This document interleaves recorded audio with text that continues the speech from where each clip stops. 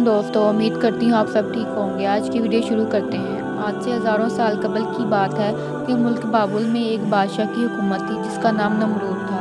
نمرود نہایت ہی سرکش اور ظالم شخص تھا۔ اس نے خدا ہونے کا جھوٹا دعویٰ کر رکھا تھا اور جو اسے خدا نہ مانتا اس پر بہت ظلم و ستم کرتا تھا۔ نمرود خود بت پرست تھا اور اپنی سلطنت میں بت پرستی کی اشاعت کیا کرتا تھا۔ نمرود کا محل مختلف قیمتی پتھروں کے بنائے ہوئے بتوں سے بھرا ہوا تھا۔ اللہ نے نمرود اور بابل کے لوگوں کی طرف حضرت ابراہیم علیہ السلام کو مأمور فرمایا۔ آپ نے نمرود کو اللہ کی عبادت کی طرف بلایا، مگر نمرود کی جہالت، گمراہی اور بادشاہت کے غرور نے اسے اللہ کے انکار پر کھڑا کر دیا۔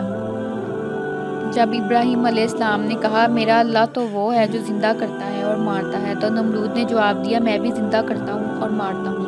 ابراہیم علیہ السلام نے کہا، میرا رب مشرق سے سورج کو نکالتا ہے، اگر تو خدا ہے تو مغرب سے سورج کو نکال کر دکھا۔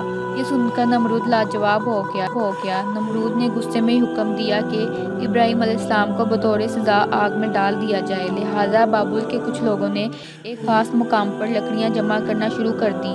جب لکڑیاں جمع ہو گئیں تو نمرود کے حکم سے اس کے کارکنوں نے ان لکڑیوں میں آگ لگا دی، جس کی حرارت اتنی زیادہ تھی کہ کوئی اس کے قریب بھی نہ جا پاتا تھا۔ حضرت ابراہیم علیہ السلام کو اس جلتی ہوئی آگ میں پھینکا گیا تو اللہ کے حکم سے وہ آگ ٹھنڈی ہو گئی۔ جب نمرود کو یقین ہوا کہ آگ ابراہیم علیہ السلام کا کچھ بھی نہیں بگاڑ سکتی تو اس نے آگ کو آزاد کر دیا، مگر نمرود اور اہل بابل نے اس معجزے کے بعد اللہ اور اس کے سچے پیغمبر پر ایمان نہ لایا۔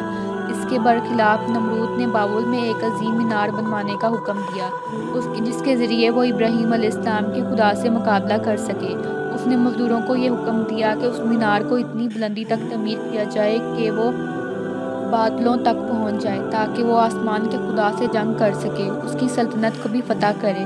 جب یہ مینار تعمیر ہوا اور بادلوں کو چھونے لگا تو نمرود اس پر چڑھ کر خدائی کا دعویٰ کرتا تھا اور آسمان کی طرف دیکھ کر خدا کو للکارتا اور لوگوں سے کہتا کہ آسمان کا خدا کچھ جواب نہیں دے رہا، کیونکہ وہ میرا مقابلہ نہیں کر سکتا۔ لہٰذا یہ دیکھ کر نمرود کو پوجنے والوں کی تعداد میں اور تیزی سے اضافہ ہو رہا تھا اور جوک در جوک لوگ اس کے آگے سجدہ ریز ہوا کرتے تھے۔ لیکن نمرود اس بات سے بے خبر تھا کہ بہت جلد وہ اللہ کی غضب کا شکار ہونے والا ہے اور ایک سخت عذاب اس پر مسلط ہونے والا ہے۔ اللہ نے ایک آسمانی فرشتے کو نمرود کے دربار میں بھیجا۔ اس نے نمرود کو ایمان قبول کرنے اور لا شریک معبود پر ایمان لانے کی دعوت دی، مگر نمرود غرور و تکبر سے چور تھا۔ فرشتے نے نصیحت کرتے ہوئے کہا، خدا کی قدرت اور طاقت تم اور تمہاری فوج سے کہیں زیادہ ہے، اگر وہ چاہے تو تجھے اپنی سب سے کمزور مخلوق کے ذریعہ ہلاک کر سکتا ہے۔ لہٰذا نمرود نے خدا سے مقابلہ کرنے کا تقاضا کیا۔ فرشتے نے نمرود کو 3 دن کی مہلت دی، جس میں اس نے اپنی تمام لشکر کو جمع کر لیا اور پوری طاقت و قوت کے ساتھ جنگ کے لیے تیار ہو گیا۔ تیسرے دن کی صبح اللہ نے مچھروں کا ایک بڑا لشکر بھیجا جو تعداد میں اتنے زیادہ تھے کہ سورج کی روشنی نظر نہیں آتی تھی۔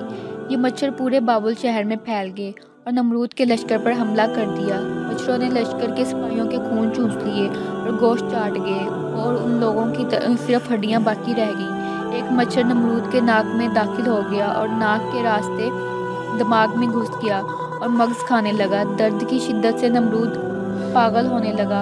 اس نے اپنی تکلیف ختم کرنے کے لیے اپنے سپاہی کو سر پر ڈنڈا اور تھپڑ مارنے کو کہا۔ جب یہ لوگ نمرود کے سر پر ڈنڈا مارتے تو مچھر کاٹنا شروع کر دیتا، چھوڑ دیتا، اور جب ڈنڈا نہ پڑتا تو پھر کاٹنا شروع کر دیتا۔ حالت اتنی غیر ہو گئی کہ اب جو شخص بھی نمرود کے دربار میں آتا وہ اسے اپنے سر پر جوتے مارنے کو کہتا۔ یوں اسے 400 سالوں تک جوتے اور ڈنڈے پڑتے رہے اور خدائی کا دعویٰ کرنے والا اتنی بڑی سلطنت کا بادشاہ ذلت کی موت مر گیا۔ دوستو، اگر آپ کو ہماری ویڈیو اچھی لگی ہو تو ہمارے چینل کو لائک کریں، شیئر کریں، سبسکرائب کریں۔ اللہ حافظ۔